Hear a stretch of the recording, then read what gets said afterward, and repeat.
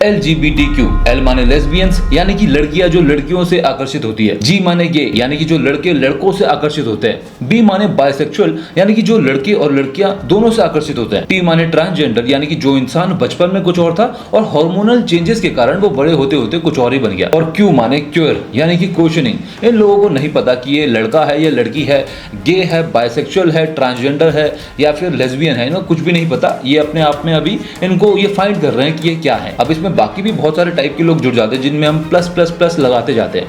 अब ये लोग कौन है, मेरा इनमें क्या ओपिनियन है, क्यों लोग इनसे हेट करते हैं, क्यों हमें इनसे हेट नहीं करना चाहिए, इस सब कुछ जानेंगे इस वीडियो में। और इस वीडियो में मैं अपनी खुद की राय भी बताऊंगा कि मैं इन लोगों के बारे में क्या सोचता हूं। तो लेट्स बिगिन। सबसे पहले बात करते हैं कि मेरी इस कम्युनिटी को लेके क्या सोच है। देखिए, मेरी सिंपल सी सोच है, जो भी इंसान हार्मोनल चेंजेस की वजह से या फिर बाय बर्थ अगर किसी के अंदर कोई डिफेक्ट है, या फिर डिफेक्ट ना बोलेंगे, कोई अलग है, डिफेक्ट बुरा लग जाता है लोगों को, और मुझे लगता है शायद वो गलत भी हो सकता है बोलना कि डिफेक्ट, क्योंकि किसी को भी लगेगा कि मेरे एंटिटी को कोई डिफेक्टिव पीस कैसे हो सकता है। तो सिंपल सी बात है कि मुझे ऐसा लगता है कि कोई इंसान अगर बाय बर्थ अगर किसी में कोई तकलीफ है, या फिर अगर बाय बर्थ कोई अलग टाइप का है, हमसे अलग है, लड़का और लड़की जो दो जेंडर बने थे पहले से, इनसे अलग है, तो वो अलग चीज़ है। या फिर हार्मोनल चेंजेस के कारण जो इंसान के हाथ में नहीं है, वो अगर कुछ बन जाता है हार्मोनल चेंजेस के कारण, तो वो अलग चीज़ है। पर बाय सोच, अगर किसी की सोच की वजह से वो चेंज अपने आप को महसूस करता है कि वो जस्ट बिकॉज वो कुछ टाइम तक वो मान के चलो वो 15 की एज तक लड़का महसूस कर रहा था अपने आप को, और 15 के बाद वो अपने आप को लड़की महसूस करने लग गया, या फिर 15-20 तक एक लड़की खुद को लड़की महसूस कर रही थी और 20-15 के बाद वो अपने आप को लड़का महसूस करने लग गई। तो मेरे हिसाब से ये कोई फिजिकल चेंजेस या फिर कोई हार्मोनल चेंजेस या कोई ऐसी चीज नहीं है जिसको हम जस्टिफाई करें, जिसको हम ग्लोरीफाई करें। मेरा इस पे सिंपल से मानना है कि मैं इस पूरे चेंज को एक नॉर्मल वे में नहीं देखता। मैं इसको एक आपकी जिंदगी में हालात कैसे रहे, आपकी जिंदगी का पूरा सफर कैसा रहा, आपको कैसे ट्रॉमास मिले, या फिर आप लाइफ में किस टाइप की लाइफ जी रहे हैं, ये सब चीजें इंसान जो बन जाते हैं, जो 15 के बाद 16 के बाद इंसान अचानक से चेंज हो जाते हैं, ये उस पर डिपेंड करता है। अब ये मैं ऐसा क्यों बोल रहा हूँ, क्योंकि मैंने अपनी आंखों के सामने कुछ वक्त के लिए, सिर्फ कुछ वक्त के लिए, कुछ लड़कों को गे बनते हुए देखा है, कुछ लड़कियों को लेस्बियंस बनते हुए देखा है, कुछ लड़कों और लड़कियों को ऐसा देखा है कि उनको ऐसा फील होता है। ऐसा ये चीज़ बहुत ही ज़्यादा कॉमन है कि आप किसी भी लड़के या लड़कियों से पूछे कि तुम्हें किसका टच पसंद आता है, तो लड़कियों में आपको बहुत ऐसी लड़कियां मिलेगी जो खुद बोलती है कि मुझे कई बार ऐसा लगता है कि मैं बाइसेक्सुअल हूँ। बहुत सारे लोग होते हैं ऐसा, लड़के में भी मिल जाएंगे, लड़कियों में भी मिल जाएंगे, जिनके टच से उनको झंझनाहट महसूस होती है, क्योंकि इंसानी टच एक वार्मनेस फील करवाता है, एक सेंसिटिविटी फील करवाता है। आप उसको किस तरह से लेके चलते हैं, आप उस पर कितनी रफ्तार से आगे बढ़ लेते हैं उस टच को लेके। मेरा मानना है कि ये जो गे और लेस्बियंस और बाइसेक्सुअल, ये जितनी भी जो ये बेसिक चीज़ जो इंसान के मूड पे बात करती है, जो इंसान के हार्मोनल पे बात नहीं करती, जो इंसान के बाय बर्थ की कोई चीज़ है अलग, उस पे बात नहीं करती है, सिर्फ मूड पे बात करती है, ये इन चीज़ों पे डिपेंड करता है कि इंसान उस फीलिंग को लेके कितना आगे बढ़ जाता है। मैंने बाकायदा ऐसे लड़के देखे हैं जो अपने टीन एज में गे थे, जब वो 20-21 साल के हुए तो उन्होंने गर्लफ्रेंड नहीं बनाई, बॉयफ्रेंड बनाया।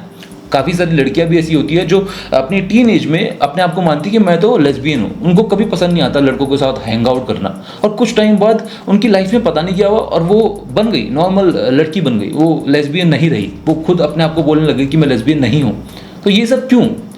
ये वापस चले जाना और वापस आ जाना, इंडस्ट्रीज़ में भी आपने काफ़ी सारे जो मूवी इंडस्ट्रीज़ है उनमें भी आपने काफ़ी न्यूज़ सुनी होगी कि एक लड़का अपने आप को जस्ट कूल बनाने के लिए, मेकअप आर्टिस्ट बनने के लिए, बहुत सारी चीज़ों करने के लिए अपने आप को गे एक दिखाता है कि मैं गे हूँ। ये क्यों चीज़ें क्यों होती है, प्रमोट क्यों की जाती है? ये इसीलिए मेरे को लगता है कि ये एक दिमाग की बात है, ये कोई हार्मोनल चेंजेस नहीं है, या फिर ये कोई ऐसी चीज़ नहीं है कि जिसको चेंज ना किया जा सके। और बायसेक्सुअल की बात तो छोड़ दो, जैसे कि मैंने आपको बताया कि मेरे खुद के दोस्त, मेरे खुद के करीबी, मैंने बहुत सारे ऐसे देखे हैं जिनसे मैंने पूछा है कि तुम्हें कैसा टच पसंद है, तुम्हें किस टाइप की झंझनाहट, सेंसिटिविटी, किस टाइप की टच में महसूस ज़्यादा होती है। ऑफकोर्स वो बोलते थे कि मुझे लड़की का टच ज़्यादा अच्छा लगता है, जो मेरे मेल फ्रेंड्स थे, बट उन्होंने खुद एक्सेप्ट किया कि ऐसा भी होता है कि अगर कोई लड़का टच कर ले तो कुछ ना कुछ महसूस होता है। अगर आप इस वीडियो में देख रहे हैं, अगर आप लड़के हैं या लड़कियां हैं, आप खुद बताइए, आपको खुद को भी ऐसा फील होता होगा। आप खुद भी बहुत बार आपकी आइडेंटिटी यहाँ पर रिवील नहीं होने वाली, पर आप एक्सेप्ट कर सकते हैं, अगर आप चाहते हैं तो खुल के बोल सकते हैं। तो मैंने ऐसा देखा है, इसीलिए मैं मानता हूँ कि हार्मोनल चेंज अगर ना हो तो ये चीज़ वैलिड मेरी नज़र में नहीं है। अब बात करते हैं कि वाई पीपल हेट देम।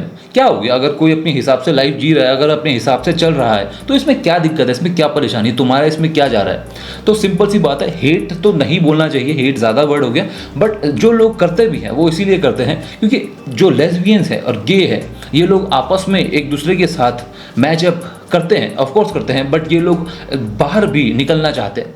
मान के चलो एक गे है, अगर उसके अंदर, गे भी अलग अलग टाइप के होते हैं, एक मेल डोमिनेट करने वाला गे होता है जो डोमिनेट करना चाहता है, और एक रेसेसिव यानी कि फीमेल गे होता है। ये भी लोग अलग अलग टाइप के होते हैं। तो इस टाइप के जो गे होते हैं ये अपने बाहरी दायरे पे निकलना चाहते हैं। ये चाहते हैं कि मैं मेल को इम्प्रेस करूँ, किसी मेल को पटाऊँ, किसी मेल के साथ रिलेशनशिप में आऊँ।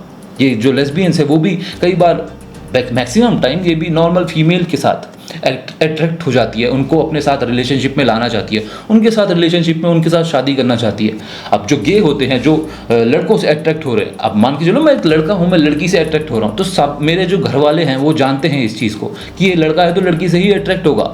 पर मैं अगर, या फिर कोई भी इंसान अगर वो बचपन से सोच के चलता है कि मेरा बेटा बड़ा होगा, मैं अपने बेटे को बड़ा करूंगा, उसके बचपन से ही बहुत ज़्यादा ड्रीम्स है कि मैं अपने बेटे को यहाँ देखना चाहता हूँ, वहाँ देखना चाहता हूँ, ऐसा देखना चाहता हूँ, और वो बड़े होकर धीरे धीरे देखता है कि मेरा बेटा तो अलग ही राह पे निकल गया, क्योंकि जब उसने पैदा किया था तो उसकी बहुत सारी सोच थी उसको लेके। अब आप ये नहीं बोल सकते हो कि बच्चे की अपनी चॉइस है, चॉइस कुछ नहीं होता भाई, सब, हर कोई किसी पे डिपेंडेंट होता है, हर कोई किसी के अपने, जिसके साथ वो अटैच्ड होता है उसके बारे में कुछ सपने लेके चलता है।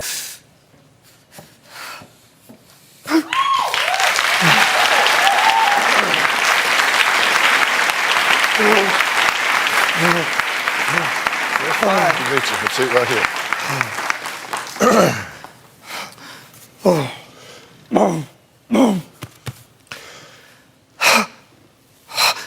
Thank you for being here. I appreciate it. Tell me what you're thinking and feeling right now, Gary. I'm hurt bad. Really bad.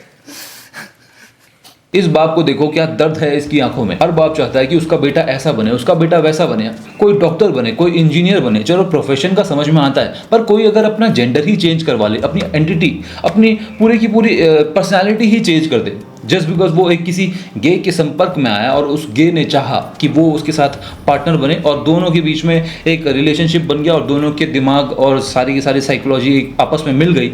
मैंने जैसे कि बताया कि हर इंसान के अंदर एक बायसेक्सुअल प्राणी होता है जिसको हर दूसरा टच समझ में आता है, एक अलग अपने ही जेंडर का टच भी कई बार उसको पसंद आ जाता है, पर वो उसकी तरफ अग्रसर नहीं होता, उसकी तरफ कदम नहीं बढ़ाता है। जैसे कि आप उस तरफ कदम बढ़ा देते हैं जब आप अपने जेंडर को फिजिकली चेंज करवा दें डॉक्टर के पास जाके, तो आप ट्रांसजेंडर बन जाते हैं। तो जैसे कि आप कदम बढ़ाते जाते हैं वैसे वैसे आपका जेंडर चेंज होता चला जाता है। Point number 3, why people laugh at them. Point number 1 है क्योंकि इनकी कम्युनिटी का एक तबका ऐसा है जो घर घर जाके पैसे मांगता है। आप सिंपल सी बात सोचिए, एक लड़का है, एक लड़की है, सबकी जिंदगी में तकलीफ है। लड़के सुसाइड कर लेते हैं अपने करियर को बनाने में, पैसे कमाने में तकलीफों से जूझते हैं। गरीब लड़के भी होते हैं, अमीर लड़के भी होते हैं। अमीर लड़के भी पढ़ाई करते हैं। भारत तो लोअर मिडिल क्लास का देश है, यहाँ हर किसी के पास इतनी प्रॉपर्टी नहीं है, इतनी खेती नहीं है, या कोई कंपनी में बड़ी बड़ी पोजीशन में नहीं बैठा हुआ। सब कोई भेड़ बकरियों के चाल में 12-12 हज़ार, 8-8 हज़ार, 10-10 हज़ार, 20-20 हज़ार के लिए स्ट्रगल कर रहे हैं। वो क्यों चाहेंगे उनके जब घर में कोई मांगने वाला आता है? जस्ट बिकॉज उनकी शादी हो गई है, जस्ट बिकॉज उनके घर में बच्चा पैदा हो गया है,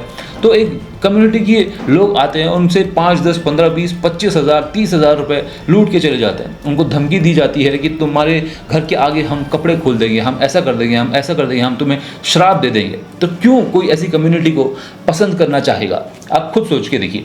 पहले के ज़माने के लोग बहुत ज़्यादा डरते थे इन चीज़ों को लेके कि यार ये ऐसा कर देंगे, वैसा कर देंगे, तो हमारी लाइफ में, हमारी जो घर में बहुत ज़्यादा तकलीफ़ों का एक बादल छा जाएगा।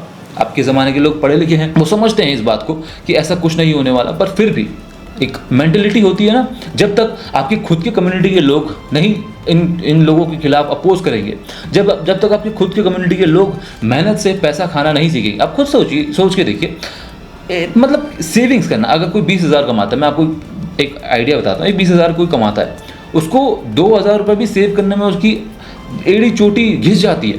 2,000 रुपये सेव करने की बात कर रहा हूँ मैं। एक इंसान की शादी हो रखी है, उसके खूब सारे पैसे लुट चुके हैं, अचानक से शादी के बाद कोई घर में आ जाता है, उनसे 25 हज़ार रुपये उठा के ले जाता है, उसको कैसा लगेगा? आप बाहर निकलते हैं, बाजार में जाते हैं, आपसे कोई मांगता है पैसे, आप 5 रुपए देने को कतराते हैं। और अगर आपको कोई फोर्स करके पैसे मांग रहा है, आपको उसको देना पड़ रहा है, तो ये ईमान पे, दिल पे, ये साइकोलॉजिकली माइंड पे किस लेवल की चोट मारती है, कभी सोच के देखिए। Point number 2, they never respect anyone. आपने बहुत देखा होगा कि जब भी आप कहीं जाते हैं, दिल्ली में है, आप रेड लाइट आ गई, वहाँ पे आप ऑटो में बैठे हुए हैं, कैब में बैठे हुए हैं, बाहर से लोग पैसे मांगते हैं, लोग पैसे मांगते हैं, ये लोग अपना पैसे इनको मिले, इसको ये अपना हक समझते हैं, जन्म सिद्ध अधिकार की इनको पैसा मिले। क्यों मिले? इनके पास इनकी कोई भी आइडिया नहीं है। पहले ज़माने में समझ में आता था कि पहले ज़माने में इन लोगों को एक्सेप्ट नहीं किया जाता था, तो उसके बाद लोग पैसे मांगते थे, तो जब समझ में आता कि यार ये एक इंसान खाएगा क्या, जब तुम्हें उसे कहीं एक्सेप्ट नहीं कर रहे हो, उसको जॉब नहीं दे रहे हो, उसको दूर भगा रहे हो, भाई वो क्या खाएगा, वो इसी हालत में पहुंच जाएगा ना। पूरी बात उनकी समझ में आती थी। पर आज के टाइम पे इन लोगों को हर जगह कंपनी में जॉब दी जाती है, हर जगह काम किया जाता है। आप लोगों की बात कर रहा हूँ मैं, जो भी LGBTQ कम्युनिटी का मेंबर अगर ऐसा कोई काम करता है, आप मुझे बताइए कि मैं क्या गलत बोल रहा हूँ। आज के टाइम पे समाज में, कंपनीज में आप लोगों को एक्सेप्ट किया जा रहा है। आज के टाइम पे टॉयलेट में, पब्लिक टॉयलेट्स में अलग एक सेक्शन दे रखा है, ट्रांसजेंडर कम्युनिटी के लिए एक अलग सेक्शन दे रखा है। तो वो क्यों दे रखा है? वो इसलिए दे रखा है कि समाज में हर कोई आपको एक्सेप्ट करे, हर कोई आपको प्यार करे। आपकी गलती नहीं है कि आप एक अलग सोच के हैं, आपकी इसमें गलती नहीं है, बट नॉर्मली सोच के देखिए कि कोई इंसान क्यों चाहेगा। और जब आप इनको सिग्नल पे पैसे ना दे, तब भी आपको गाली देते हैं मुंह पे। मुझे लिटरली कितने लोगों ने गाली दी है, मेरे साथ, मुझे आज भी याद है। आपको एक लड़का है, उसकी खुद की भी एक इज्जत होती है, एक लड़की की खुद की इज्जत होती है। लड़की को तो चलो कोई टच नहीं कर सकता, वो तो आवाज़ उठा लेती है, पर एक लड़के को उसकी क्या कोई इज्जत नहीं है, उसकी क्या कोई प्राइवेसी नहीं है। आप उसको बैठे हुए, उसने पैसा नहीं दिया, आप उसका हाथ मरोड़ रहे हैं, आप उसके मुंह पे ऐसे उसका मुंह दबोच रहे हैं, क्या उसकी खुद की कोई इज्जत नहीं है, खुद की कोई वैल्यू नहीं है, वो मना नहीं कर सकता। तो ऐसी चीज़ें जब आप देखोगे तो आप हंसोगे ही, और क्या करोगे। पॉइंट नंबर 3, ये वीडियो देखो।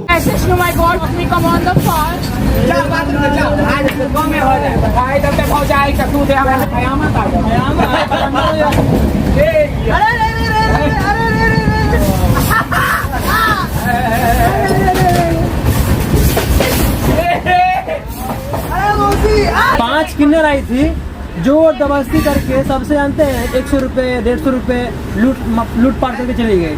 एक भाई को तो बाथरूम में बंद करके उसके साथ गलत व्यवहार किया। इसमें एक बंदा अपने दोस्तों के साथ है और ट्रांसजेंडर कम्युनिटी का एक मेंबर आता है और इसको टॉयलेट में लेके जाता है। आप सच बताइए, आप खुद सोच के देखिए, क्या ये सेक्सुअल असॉल्ट नहीं है? क्या होता है उस लड़के के साथ? इस ट्रांसजेंडर कम्युनिटी का जो मेंबर है, उसके अंदर एक मेल की जितनी ही ताकत है। ऐसा नहीं है कि वो कोई लड़की है कि हम बोले कि वो लड़की क्या उखाड़ लेगी किसी का, वो टॉयलेट में कुछ भी करे, पर वो उसके अंदर इतनी फिजिकल पावर ही नहीं है कि वो उस लड़के को डोमिनेट कर पाए। पर ट्रांसजेंडर में इतनी पावर होती है। तो उस लड़के का क्या, वो बच्चा है एक, वो मतलब सोच के देखिए कि इंसान है, वो मना कर रहा है, उसके मेंटल पीस पे, मेंटल स्टेबिलिटी पे क्या बीतेगी जब आपको खुलेआम कोई ऐसा ले जाता है और आपको टिकट चेकर और आपके खुद के दोस्त उस बात पे हंस रहे हैं। आप खुद सोच के देखिए, क्या ये एथिकली एक्सेप्टेबल चीज़ है? क्या ये चीज़ किसी लड़की के साथ की जा सकती है? नहीं की जा सकती। इसीलिए जब ये चीज़ें लड़कों के साथ होती है, लड़के इन वीडियोस को देखते हैं, लड़के इन चीज़ों को समझते हैं, तो लड़के ही फिर इन लोगों को गाली देते हैं कि तुम हमसे दूर रहो। खूब सारी गाली दी जाती है, वो इसीलिए ही दी जाती है। पॉइंट नंबर 4, 2 न्यूज़ आपको बताता हूँ। एक तो न्यूज़ अभी वायरल हो रखी है, जिसमें आपने वीडियोस भी देखी होगी, उसमें बहुत सारे मीम्स बन रहे हैं। उसमें एक लड़का बेसिकली अपने दोस्त के साथ दारू पी रहा होता है और कुछ टाइम बाद वो वीडियो में दिखाया गया कि वो कुछ करता है, ठीक है। अब वो वीडियो फिक्स है या नहीं है, वो स्टेज वो परफॉर्म किया गया है, वो क्या है, वो नेचुरल एक्टिंग कर रहे हैं, क्या कर रहे हैं, वो मुझे नहीं पता, कन्फर्म मैं नहीं बता सकता। बट मान के चलो, आप एक दोस्त के साथ बैठते हो। लड़कियों को कहा जाता है कि लड़कों के साथ शराब नहीं पीनी चाहिए, लड़कों के साथ लेट नाइट नहीं घूमना चाहिए, क्योंकि पता है, सबको पता है कि क्या क्या हो सकता है। अगर एक लड़का है, मान के चलो आपको नहीं पता कि वो गे है या नहीं है, आप एक नॉर्मल इंसान है, तो आप कैसे पहचानेंगे कि अगला बंदा गे है और अगले बंदे के दिमाग में आपको लेके क्या क्वेश्चन है? आप नहीं जाओगे, पर आपको पता ही नहीं है कि सामने वाला सोच क्या रहा है। सोच के देखिए ये कितना डरावना हो सकता है। अगर कोई इंसान, अब इस पे तो चलो मीम बन रहे हैं, बट नॉर्मली भी सोच के देखिए कि आपको नहीं पता कि आप किसके साथ बैठ रखे हो, आपको ऐसा ही कोई शराब पिला के आपके साथ ऐसी चीज़ें कर देता है, तो ये मेंटली कितना बड़ा रेप है, कितना बड़ा एक असॉल्ट है, आपकी ज़िंदगी पे कितना बड़ा एक असॉल्ट है। आप इस बारे में सोच भी सकते हैं? मतलब एक इंसान किस लेवल का पागल हो सकता है, सुसाइड कर सकता है अगर ऐसा असलियत में किसी के साथ हो जाए। आप मीम्स तो खूब सारे बन गए, मजाक खूब सारा उड़ा दिया लोग, तो चलो लड़के तो इतने इनसेंसिटिव होते हैं कि इन मुद्दों को मजाक में टाल देते हैं। बट नॉर्मली सोच के देखिए कि एक लड़के पे जिसके साथ ऐसा हो जाए एक्चुअली में, उस पर क्या बीतेगी। और जो दूसरी न्यूज़ है वो ये है कि आज से कुछ टाइम पहले मैंने एक न्यूज़ सुनी थी कि एक लड़का था, वो गे था, तो उसने एक लड़के को अप्रोच किया, लड़के ने मना कर दिया, तो उसने उसको बेहोशी का इंजेक्शन देके उसका जेंडर चेंज करवा लिया, लिटरली उसका जेंडर चेंज करवा लिया। आप सोच के देखिए, एक लड़की का अगर रेप हो जाता है तो फिजिकली उसमें कोई भी चेंज नहीं आता, फिर भी उसके लिए इतनी बड़ी सज़ा है। एक लड़के के साथ भी अगर रेप हो जाए तो उसके यहाँ चोट मारेगा, बट अगर एक लड़के का जेंडर ही चेंज करवा दिया जाए तो वो उसके कहाँ कहाँ चोट मारेगा, आप सोच सकते हैं। मेरे को जब वो वीडियो देखी थी, लोग उसमें कमेंट सेक्शन में लड़के होते ही है, मैं बता रहा हूँ बेवकूफ़ के क्या बोलूँ उनको, ऐसे होते हैं कि वो कमेंट में मजाक उड़ा रहे हैं, कमेंट में हंस रहे हैं, बट लिटरली एक इंसान, आप खुद अपने आप को, आप एक लड़के हो, आप सोच के देखो कि आपका कोई फोर्सफुली आपको बेहोश करके कोई आपका जेंडर चेंज कर दे, आपकी दुनिया ही पलट जाएगी। आप वापस वो इंसान नहीं बन पाओगे जैसे कि आप बचपन से थे, आप सपने में सोचा करते थे।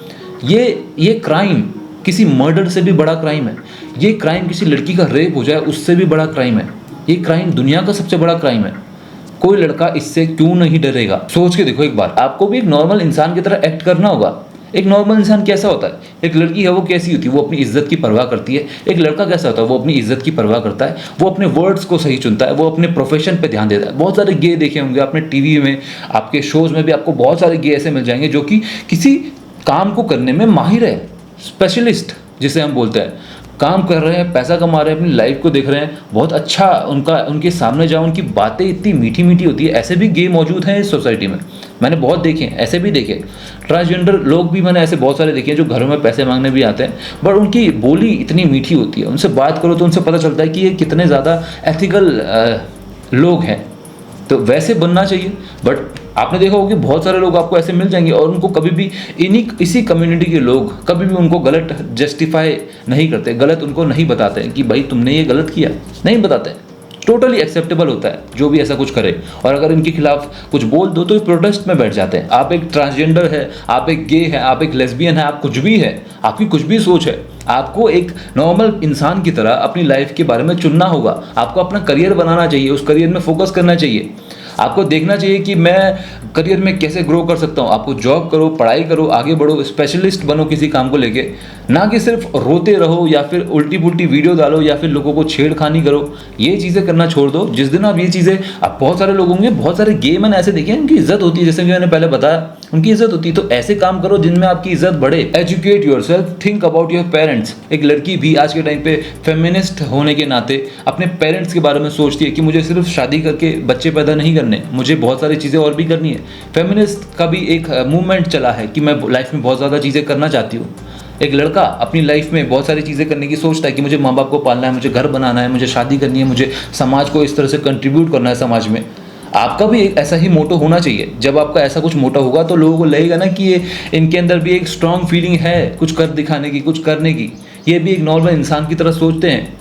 ये बस ऐसा नहीं सोचती कि मेरे को अपनी आइडेंटिटी चिपका के रखनी है अपने ऊपर और मुझे कुछ और काम नहीं करना है। जब आप इस तरह से काम करने लगेंगे, जब आप इस तरह से सोचने लगेंगे, तो आपको लोग नॉर्मल तरीके से देखने लग जाएंगे। Take responsibilities rather than only roaming with rainbow flag. ये सब मत करो। आपकी आइडेंटिटी है, सबको समझ में आती है कि आपकी खुद की आइडेंटिटी है, पर लड़के का कौन सा फ्लैग है, लड़की का कौन सा फ्लैग है।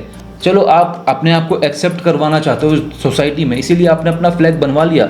फ्लैग उठाओ, फ्लैग के खिलाफ आप फ्लैग उठा के बातें कर रहे हो, अपनी जो भी कर रहे हो, आपको जो भी समाज में बोलना है अपनी बातें करो, बट उसी को मत करते रहो। लाइफ में और चीज़ें भी करो। उसको करने का टाइम, एक छोटा सा टाइम फ्रेम होना चाहिए जिसमें आप वो प्रोटेस्ट कर रहे हो। अपनी पूरी जिंदगी को उस पर मत झोंक दो। If a man will say I am proud to be a man just because मैं मैन हूँ, जस्ट बिकॉज मैं मर्द हूँ। पहले ज़माने में, आज से 50-60 साल पहले आदमी बोला करता था ना कि मैं मर्द हूँ, मैं मर्द हूँ, मैं मर्द की तरह रहूँगा, मैं ऐसा करूँगा, मैं वैसा करूँगा, मेरे से कोई ज़बान नहीं चला सकता, मेरी बीवी मुझसे ज़बान चलाएगी। बच्चों को टॉर्चर करना, अपने परिवार में किसी की ना सुनना, मर्द बन के घूमना, जंगली आदमी की तरह घूमना। आज के टाइम पे आदमी लोग एथिकल वे में आ चुके हैं। आज के टाइम पे औरतें सेम वैसा ही एक्ट कर रही है कि जस्ट बिकॉज मैं लड़की हूँ, मेरे को प्रिंसेस ट्रीटमेंट चाहिए, मुझे ऐसा ट्रीटमेंट चाहिए, मुझे ये ला के दो, मुझे वो ला के दो। मुझे कुछ नहीं पता कि मुझे समाज में क्या कंट्रीब्यूट करना है, मुझे नहीं पता कि मेरा अगला पिछला क्या है, मुझे नहीं पता कि मैंने ज़िंदगी में क्या उखाड़ा है, मुझे नहीं पता कि मेरे अंदर नॉलेज कितनी ज़्यादा है कि नहीं है, या मैं एक नंबर की बेवकूफ़ साउंड कर रही हूँ।